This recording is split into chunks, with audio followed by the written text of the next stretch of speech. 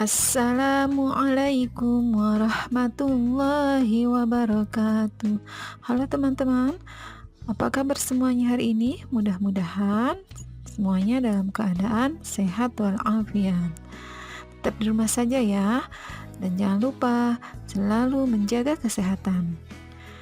Teman-teman, bertemu lagi dengan Ustazah dalam pelajaran tematik 4 subtema 1. Marilah kita mulai pembelajaran kita hari ini dengan pembacaan basmalah. Bismillahirrahmanirrahim. Teman-teman, kali ini Ustazah akan menerangkan tentang unsur-unsur intrinsik cerita. Unsur intrinsik adalah unsur-unsur yang mendukung terbentuknya sebuah cerita. Sebuah cerita terdiri dari tema, tokoh atau penokohan, alur cerita, latar, gaya bahasa, sudut pandang, dan amanat. Nah, teman-teman semua, kalian pasti sering membaca buku-buku cerita kan? Nah, untuk lebih jelasnya ya tentang yang sudah Ustazah tadi sebutkan tentang unsur-unsur yang ada dalam sebuah cerita, ya, unsur-unsur intrinsik, maka berikut penjelasannya. Nomor 1, tema. Unsur intrinsik cerita yang pertama adalah tema. Dalam sebuah cerita, tema merupakan ide atau dasar yang melatar belakangi keseluruhan cerita. Tema memiliki sifat umum yang dapat diambil dari lingkungan, kisah pribadi, pengarang sendiri, pendidikan, sejarah, perjuangan, persahabatan, dan lain-lain. Yang kedua adalah tokoh dan penokohan. Tokoh dan penokohan merupakan dua hal yang berbeda dalam suatu cerita. Tokoh adalah orang yang terlibat dalam cerita tersebut, sementara penokohan adalah penentu watak atau ciri tokoh yang ada di dalam cerita. Watak yang diberikan dapat dilihat dari dalam ucapan, pikiran, dan pandangan dalam melihat suatu masalah. Teman-teman, ada 4 jenis tokoh yang digambarkan dalam cerpen, antara lain protagonis, antagonis, tritagonis, dan figuran. Apa itu protagonis? Protagonis adalah tokoh yang menjadi aktor atau pemeran utama dan memiliki sifat yang baik. Sedangkan yang kedua, antagonis, yaitu tokoh yang menjadi pemeran tokoh ini juga menjadi pemeran utama yang menjadi lawan dari tokoh utama, yang menjadi lawan dari tokoh protagonis. Tokoh antagonis memiliki watak yang negatif seperti iri, dengki, sombong, angkuh, congkak, dan lain-lain. Teman-teman, yang ketiga adalah tritagonis.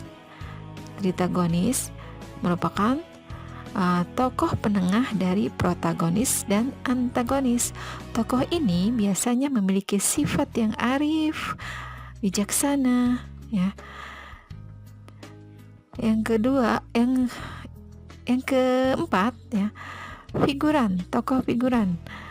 Tokoh ini adalah tokoh pendukung yang memberikan warna tambahan dalam cerita. Teman-teman, unsur intrinsik yang ketiga yaitu alur atau plot. Alur adalah urutan cerita yang disampaikan oleh penulis. Ada 2 macam alur yang kerap kali digunakan oleh para penulis, yaitu ada alur maju dan alur mundur. Alur maju menggambarkan jalan cerita yang urut dari awal perkenalan tokoh, menghadapi lalu menimbulkan konflik hingga puncak konflik, dan terakhir menyelesaikan konflik. Intinya adalah pada alur maju ditemukan jalan cerita yang runtut sesuai dengan tahapan-tahapannya. Kemudian ada alur mundur. Di alur ini penulis alur cerita jalan tidak boleh urut, ya. Jadi sekali lagi di alur ini penulis alur cerita jalan tidak boleh mundur, bisa saja memicu konflik terlebih dahulu, setelah itu menengok kembali peristiwa yang menjadi sebab konflik itu terjadi, ya. Jadi mundur ke depan, mundur ke belakang berarti, ya. Oke. Kemudian unsur intrinsik yang keempat yaitu latar atau setting. Ada 3 jenis latar, teman-teman, dalam sebuah cerita, yaitu latar suasana, latar tempat, dan latar waktu. Yang kelima yaitu gaya bahasa. Gaya bahasa merupakan ciri khas sang penulis dalam tulisannya kepada publik, baik itu penggunaan majasnya, diksi, dan pemilihan kalimat yang tepat di dalam cerpen tersebut, ya. Yang keenam adalah sudut pandang. Sudut pandang merupakan strategi yang digunakan oleh pengarang cerita untuk menghadirkan ceritanya, baik itu sebagai orang pertama, kedua, atau ketiga. Nah, yang terakhir, unsur intrinsik dalam sebuah cerita yaitu amanat, teman-teman. Amanat atau nilai moral adalah pesan moral atau pelajaran yang dapat kita petik dari cerita pendek tersebut.